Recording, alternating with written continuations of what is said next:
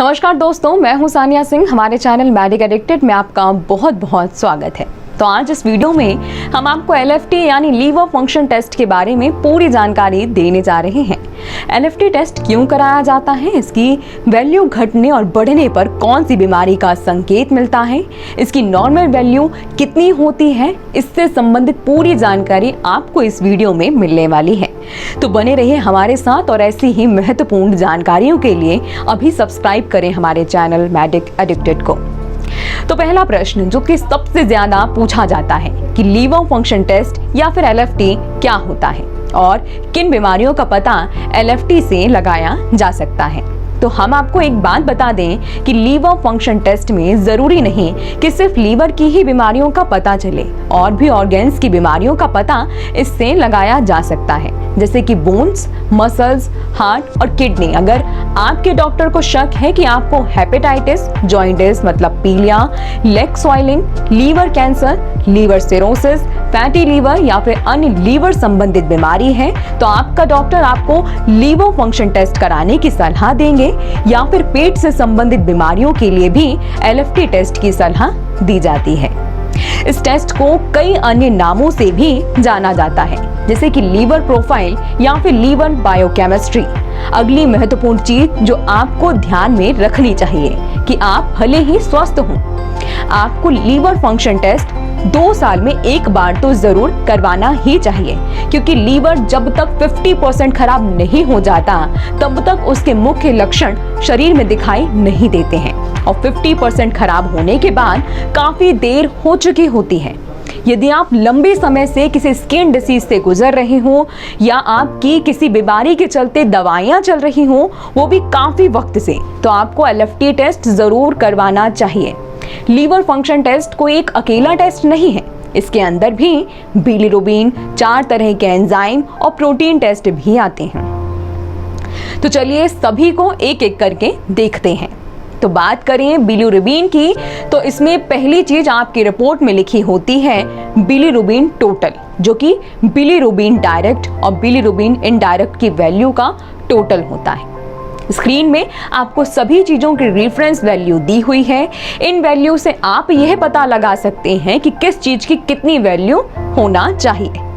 तो बात करें एंजाइम्स की, तो इसके अंतर्गत 4 एंजाइम का टेस्ट होता है।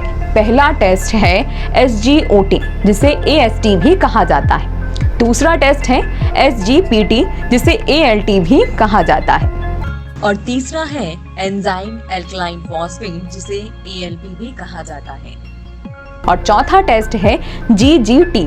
इसके बाद प्रोटीन में कई लैब टोटल प्रोटीन, एल्बुमिन व एल्बुमिन ग्लोबुलिन का टोटल रेशियो भी देखते हैं। तो आइए अब बात कर लेते हैं कि इसकी वैल्यू बढ़ने या घटने पर किस बीमारी का संकेत मिलता है।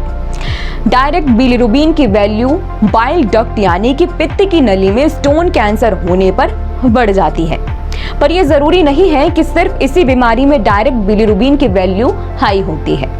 यदि आप किसी ऑटो इम्यून बीमारी से जूझ रहे हैं तो ज्यादा संभावना है कि आपका इनडायरेक्ट बिलिरुबिन हाई होगा। अगर आपकी टोटल बिलिरुबिन वैल्यू 1 से थोड़ी ज्यादा है तो आपको जॉइंटिस की कैटेगरी में रखा जाएगा, और अगर 2 से भी ज्यादा है तो इस पेशेंट को सीवियर जॉइंटिस के केस में रखा जाएगा। तो चलिए ये बात हो गई बिलिरुबिन की। अब देखते हैं चारों एंजाइम्स की वैल्यू किन बीमारियों में बढ़ती या घटती है। पहला एंजाइम है SGOT या AST। यह एंजाइम लीवर के अलावा हार्ट, बोन और किडनी में भी पाया जाता है, इसलिए इसकी वैल्यू बढ़ने पर हम ये डायरेक्ट नहीं कह सकते कि पेशेंट को लीवर की ही बीमारी है। हो सकता है कि उसे बोन या हार्ट से संबंधित कुछ और बीमारी हो। तो अगला एंजाइम है SGPT या ALT, यानी यह एंजाइम लीवर स्पेसिफिक है, जिसकी वैल्यू का बढ़ना हेपेटाइटिस के लक्षण के संकेत देता है। तो अगला एंजाइम है ALP मतलब एल्काइन फॉस्फेटस, जिसकी वैल्यू का बढ़ना लीवर कैंसर या गाल स्टोन या फिर किसी अन्य बोन की डिसीज होने का आपको संकेत देता है। तो आखिरी एंजाइम है GGT। इसकी वैल्यू अधिकतर जो व्यक्ति शराब यानी अल्कोहल का सेवन अधिक करते हैं उनमें बहुत ही हाई पाई जाती है। यदि बात करें प्रोटीन की, तो अगर एल्बुमिन प्रोटीन की मात्रा कम है तो आपको क्रोनिक लीवर डिसीज जैसे कि लीवर सिरोसिस हो सकता है।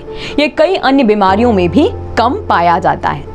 अगर पेशेंट में SGPT एंजाइम की मात्रा SGOT एंजाइम से ज्यादा पाई जाती है तो वह ज्यादा चांसेस होते हैं यहाँ पर कि वह लीवर बीमारी अल्कोहल पीने की वजह से नहीं है। अगर SGOT की मात्रा SGPT से दुगनी है तो ज्यादा संभावना है कि वह बीमारी अत्यधिक अल्कोहल इंटेक के ही कारण है। तो अगला प्रश्न जो आपके मन में जरूर आ रहा होगा कि आखिर इस टेस्ट को कराने में लगभग कितना खर्च आता है।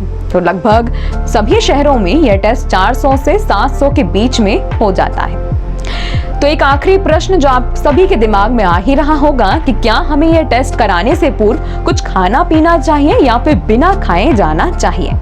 तो सबसे ज्यादा अच्छा उपाय यही है कि आप यह टेस्ट कराने के 6 से 7 घंटे पहले कुछ भी ना खाएं। खासकर अगर आपकी किसी बीमारी की दवाई पहले से ही चल रही है तो उसे लीवर फंक्शन टेस्ट कराने से पहले ना खाएं, क्योंकि अधिकतर सिर दर्द, बुखार या फिर कोलेस्ट्रॉल को कम करने वाली दवाई से आपकी रिपोर्ट गलत आ सकती है। तो हमने आपको लीवर फंक्शन टेस्ट से जुड़ी तमाम जानकारियों से अवगत करवाया।